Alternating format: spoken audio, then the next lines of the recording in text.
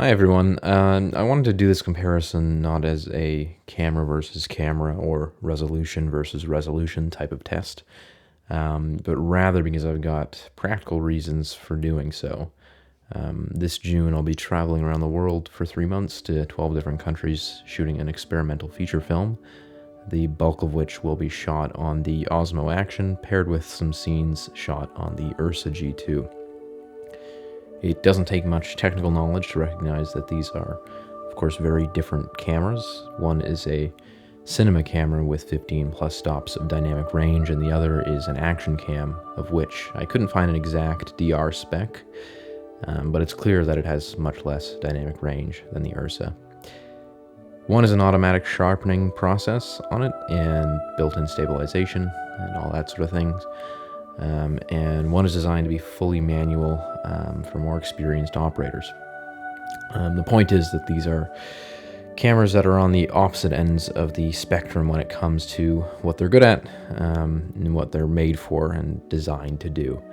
And yet, with careful planning and a color process built from the ground up for both, but starting sort of at the same point, you can get them looking similar enough to a point where switching between the two is not really a distraction.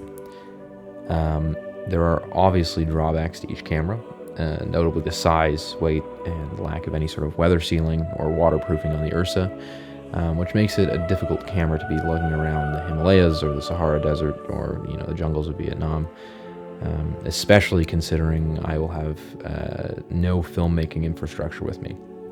I'll be with one other person, and I won't have any space to carry any gear larger than a small lens and a battery. So this was kind of the first thing that started my search for a B cam that would be ergonomically suitable for the film. I looked at the Canon C70 for a while, and while I still plan on picking one up at some point, even the C70 restricted the way I wanted to shoot this film. I kind of wanted something that if I need to jump into a river and wade across to get a shot, I don't want to have to worry about water making its way into the camera. And I wasn't so concerned about image, I wanted to more so just capture moments rather than, being able to zoom or being able to, get a super high resolution raw image. I also don't want to take something that's 6K to remote, hard-on tech parts of the world and have something happen there. So I feel much better carrying around a $500 camera that's built to be beaten up and plunged into water than a $6,000 camera with an $1,000 lens attached, weather sealing or not. If the Canon is somehow damaged, like a C70 is somehow damaged, then it's a lot larger of a chunk of cash and a lot larger of an investment down the drain than the Ursa, the Osmo, which is of course designed for that sort of thing. Which brings me to the ultimate point of the comparison, that there is not really such thing as a one-size-fits-all camera.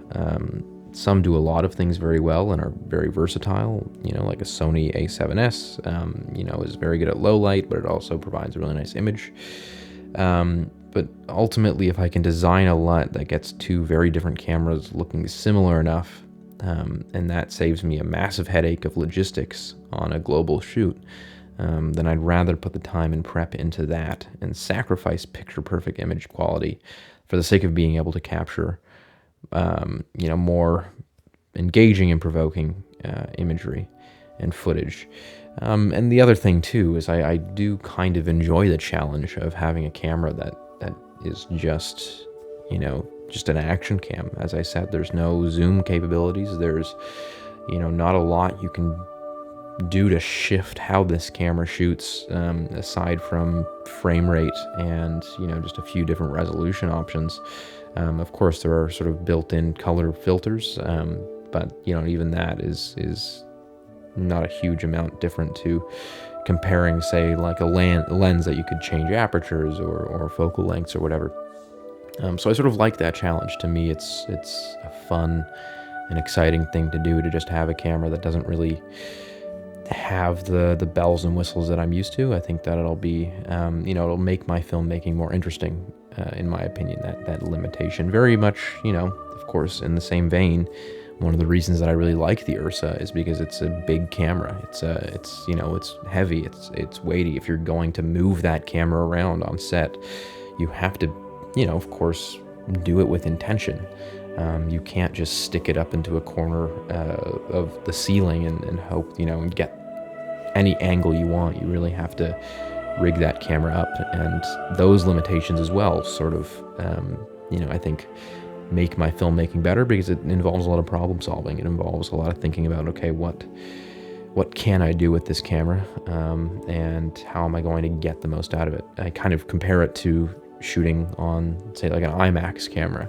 Not, of course, as big or as heavy, but I think that shooting on a camera like an IMAX MSM, makes a filmmaker kind of go, okay, how am I going to rig this thing up to the shot that I want? And you kind of have to come up with shots that fit the camera. And I like challenges like that. I think that they're really exciting, and I think that they wind up making a product, the film, or if it's a commercial or whatever. I find that they make those choices more interesting in the end. But even then, with the Osmo, I'm hardly sacrificing image quality. As you can see here in this footage, the Osmo has really surprised me in what I've been able to do with it. And once again, that it kind of proves the idea that the operator of a camera is a much more important variable than the camera itself. I think, again, this footage speaks for itself, that, 10 years ago, if you had a GoPro next to a camera that was 12 times the price, you would be looking at very different images. But right now, aside from things that are, to me, not very important, like resolution, I'm not somebody who really cares about the sharpest, cleanest, most digital, pristine looking images. I kind of like images that are a little bit dirty, and a little bit rough and textured. I think that kind of, again, brings a little bit more weight to an image.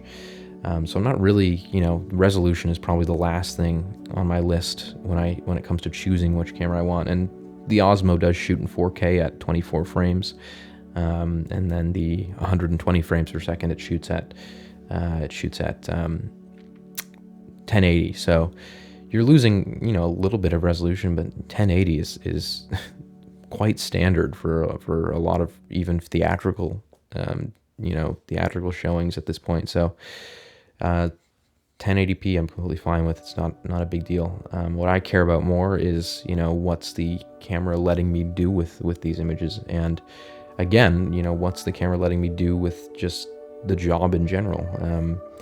If I were to bring the Ursa around the world with me, I think that I'd quite frankly get less interesting footage, because I'd be, again, as I said, more limited on what I could do with it. It's not a camera that's designed or built to do that sort of thing without a lot of infrastructure. But a camera like the Osmo allows me to do what I want. I won't be, worried about it filling up with water or something like that. And even if it does break, again, the investment that I've made in this camera is a lot less than, say, the Ursa. So again, I think that, the images speak for themselves. I think that this camera has really surprised me and kind of blown me away when it comes to the actual quality that's coming out of it. I was not expecting that when I bought it. I expected to kind of have to do a lot more work than I did, but when it comes to the looks, the LUTs that I'm using on these two cameras, they are built from the same place. I actually just took the LUT that I built for the Ursa, which is available. Version 3 is now available on my website. Link will be in the description. And I just tweaked it. I went and put it over the footage of the Osmo and just did some slight tweaks. So that pretty much wraps up what I have to say. Again, I think it's quite interesting that these cameras, which are very different price points, can get to a point where they're not distractingly different. So thanks for watching. I hope that this was interesting. Of course, I'll be updating everyone on several things as time comes on. So if you are curious to see any more footage or different updates from the movies that we've been making, just subscribe. You can also sign up on our website. Thanks for watching.